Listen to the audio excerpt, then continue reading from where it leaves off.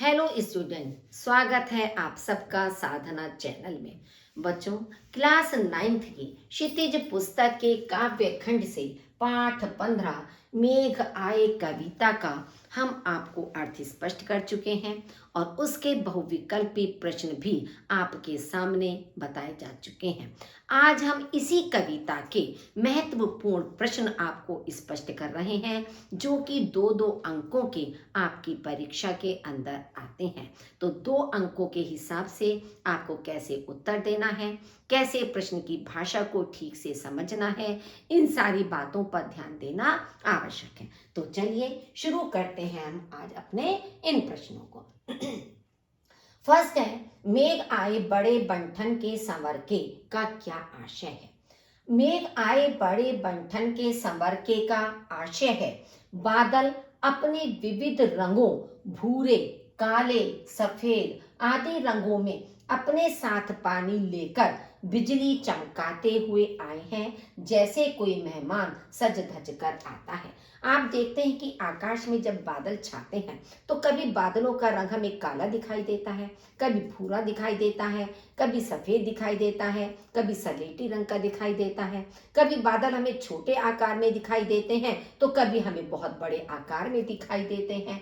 तो इस तरह से अपने विविध रूपों में बादल दिखाई देते हैं। तो ऐसा लगता है कि मानो कोई मेहमान सज धज कर संवर कर गांव में आया हो।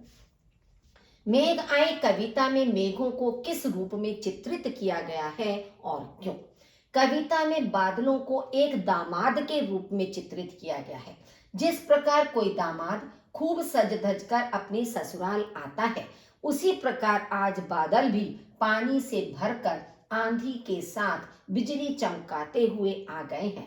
जिस प्रकार गांव अथवा कस्बे के लोग दामाद के आने पर उसका स्वागत सत्कार करते हैं, उसी प्रकार बूढ़े पीपल ने बादलों का स्वागत किया तथा जिस प्रकार आत्मीय जनों के आपस में मिलने पर उनकी आंखों से आंसू बहने लगते हैं, उसी प्रकार बादलों से वर्षा रूपी आंसू बहने लगे। यानी कि पूरी कविता का जो सार है, जो जिस्ट है, वो आपका एक तरह से प्रश्न में बताया गया है कि मेघों को किस रूप में चित्रित इसमें किया गया है।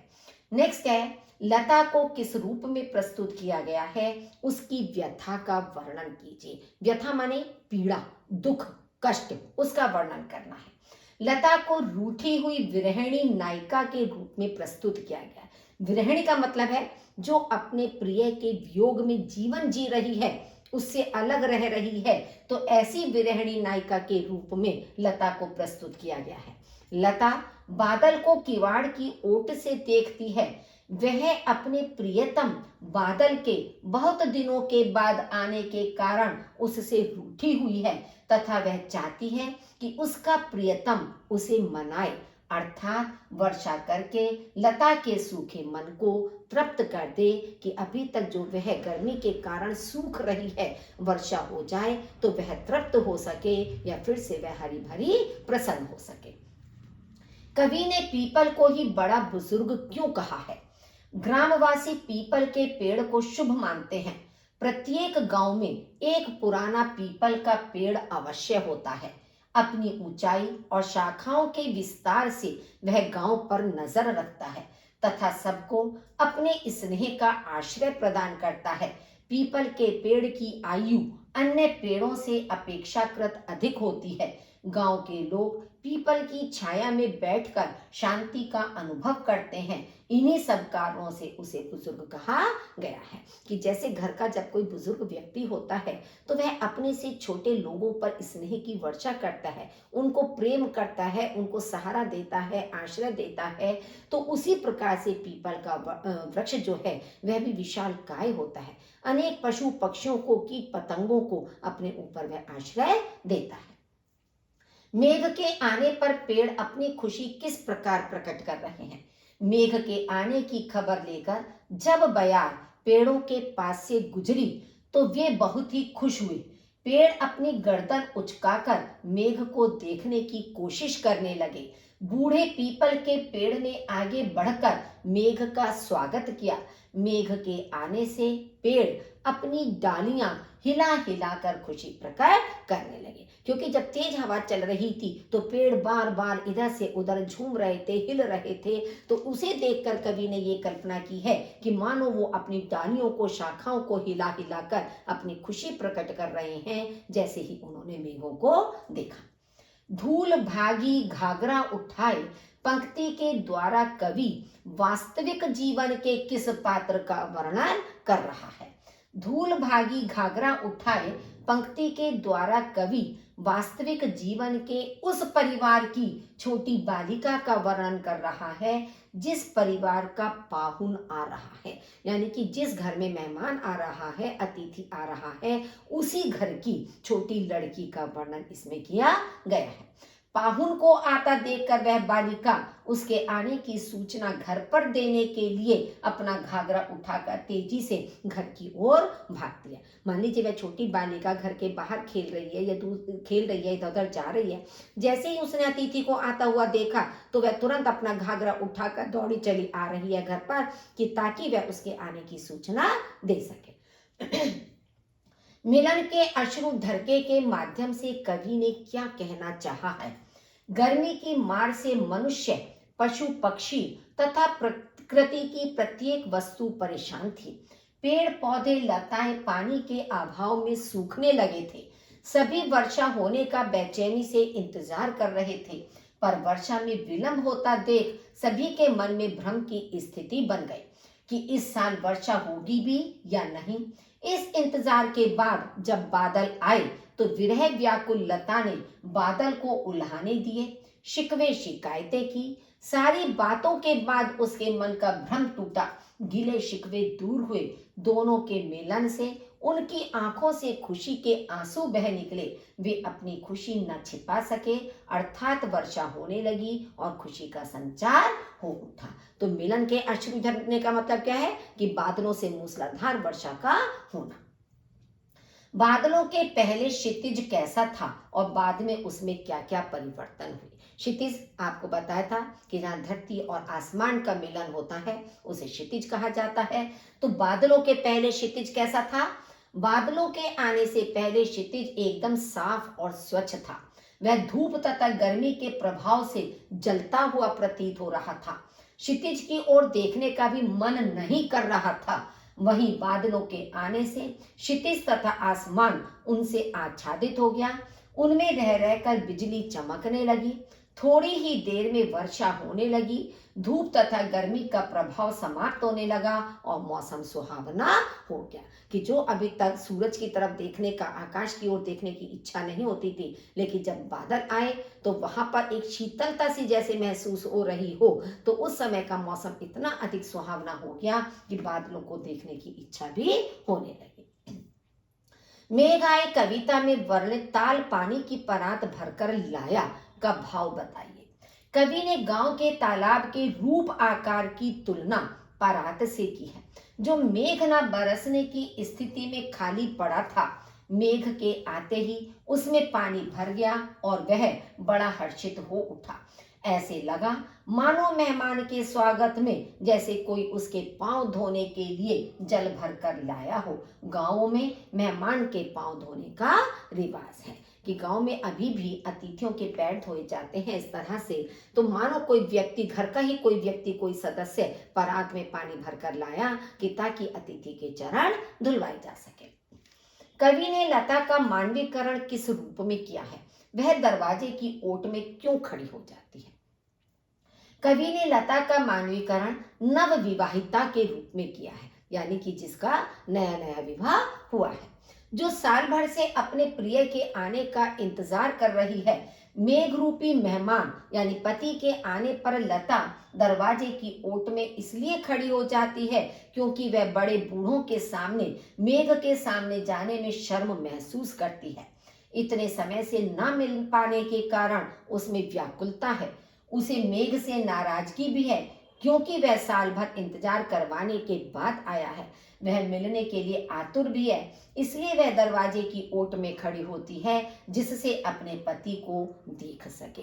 क्योंकि गांव में अभी भी ऐसा होता है कि यदि माता पिता या घर के बड़े बुजुर्ग घर में होते हैं तो प्रियतम से सामने खड़े होकर स्पष्ट रूप से बातचीत नहीं की जाती है, एकांत में ही उनसे बातचीत की जाती है या देखा जाता है। अभी भी इस तरह की लज्जा का भाव, शर्म का भाव वहां की स्त्रियों के अंदर दिखाई देता है। चाहे पहले की अपेक्षा अब काफी कुछ कम हो चुका है, लेकिन कहीं कहीं अभी भी इस प्रथा का वहां पर प्रचलन है। मेघ आए कविता में गांव की स्त्रियों के कौन से रूप दिखाई देते हैं, बताइए। मेघ आए कविता में बयार, धूल, नदी, लता आदि के माध्यम से गांव की स्त्रियों के विभिन्न रूप सामने आए हैं। बयार और धूल गांव की किशोरियों की प्रतीक हैं, जो स्वभाव से चंचल होती हैं। नदी के माध्यम से गांव की बहू का वर्णन किया गया है, जो जिज्ञासु होती है, परंतु उसे गांव के रीति रिवाजों का पालन भी करना पड़ता है। लता विवाहित लड़की का प्रतीक है, जो अपने पति को देखकर शर्मा जाती है और घर के अन्य सदस्यों से छिपकर उससे संवाद करती है। तो ये अलग अलग स्त्रियों के रूप इस कविता के अंदर दर्शाए गए हैं। कहीं नई विवाहिता का है, कहीं किशोरी का है, कहीं वधू का है। तो इस तरह से अलग अलग रूप इस कविता के अंदर वर्णित किए गए हैं। नदी के ठिठकने का क्या कारण था? वह मेघ आए कविता में किसका प्रतीक बनकर वर्णित हुई है? नदी के ठिठकने का कारण मेघ थे, अर्थात वह मेघ रूपी मेहमान को देखने के लिए ठिठक गई थी। ठिठकना मतलब रुक गई थी। मेघ आए कविता में वह गांव की बहू के प्रतीक के रूप में वर्णित हुई है।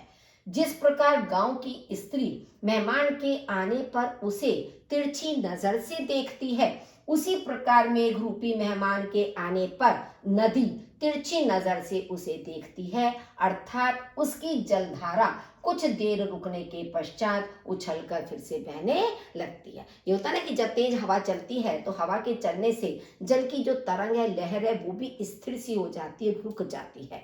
तो इसलिए कवि ने कल्पना की है कि मानो वह अपने लहर रूपी घूंघट को खिसकाकर तिरछी दृष्टि से मेघ रूपी अतिथि को देख रही है। मेघ आए कविता में परोक्ष रूप से कवि ने क्या कहा? एक होता है प्रत्यक्ष और उसका अपोजिट होता है परोक्ष। मेघ आए कविता में कवि ने परोक्ष रूप से यह कहा है कि जिस प्रकार आत्मीय जन के दूर रहने से लोग दुखी और उसके मिलने पर खुश होते हैं। मान लीजिए हमारा कोई आत्मीय जन है जिससे हम बहुत अधिक स्नेह करते हैं, प्रेम करते हैं, वो हमसे बहुत दूर है, उससे हमारा मिलना नहीं हो पाता है, तो हम निराश और उदास और दुखी हो जाते हैं। और जब हम उससे मिलते हैं तो खुश और प्रसन्न हो जाते हैं। उसी प्रकार बादलों के न बरसने से प्रकृति उदास व दुखी अर्थात निर्जीव सी, और बादलों के बरसने पर प्रसन्न अर्थात हरी भरी हो जाती है। शहरी पाहुन आने पर गांव में कैसा वातावरण हो जाता है? मेघ आए कविता के आधार पर लिखिए। शहरी पाहुन यानी दामाद आने पर गांव में खुशी की लहर दौड़ जाती है। सब लोग दरवाजे खिड़कियां खोलकर उसे देखने लगते हैं। बड़े बूढ़े लोग उसकी अगवानी करते हैं। घर से बाहर इधर उधर मौजूद लोग उचक उचक कर गर्दन इधर उधर करके देखने लगते हैं। घर की लड़कियां तथा औरतें लज्जा के कारण भागकर जल्दी से घर में चली जाती हैं। अन्य औरतें घूंघट उठा उठाकर तिरछी नजर से उसे देखती हैं।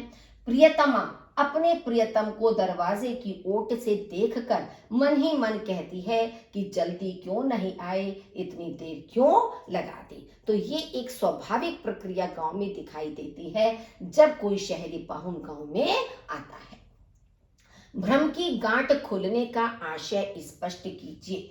भ्रम की गांठ खुलने से आशय है शंका का दूर हो जाना। भ्रम का मतलब होता है संदेह, शंका की गांठ खुलने का मतलब क्या है कि मन के अंदर जो संदेह है, जो भ्रम है, वो सब दूर हो गया या वो समाप्त हो गया।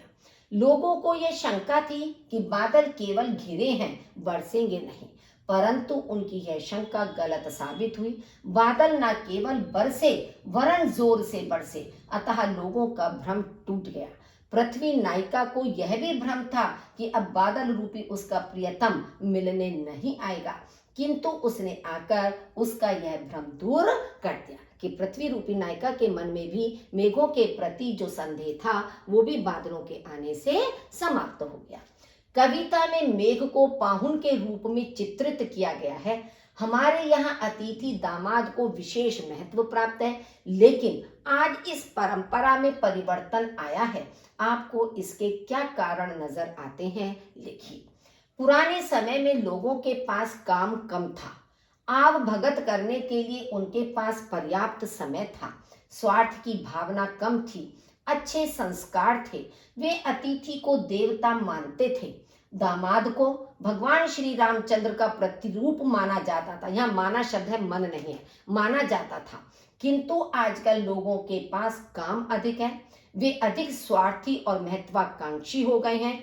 उन्हें अपने हित के कार्य साधने से ही फुर्सत नहीं, अतः समय अभाव के कारण उनमें संस्कारों की कमी आ गई है। वे सोचते हैं कि मेहमानों का स्वागत तो बाद में फिर भी कभी हो सकता है, किंतु धनोपार्जन यह बाद में नहीं हो सकता, क्योंकि समय निकल जाने पर धन नहीं कमाया जा सकता है, क्योंकि आज समय को अधिक महत्व दिया जाता है।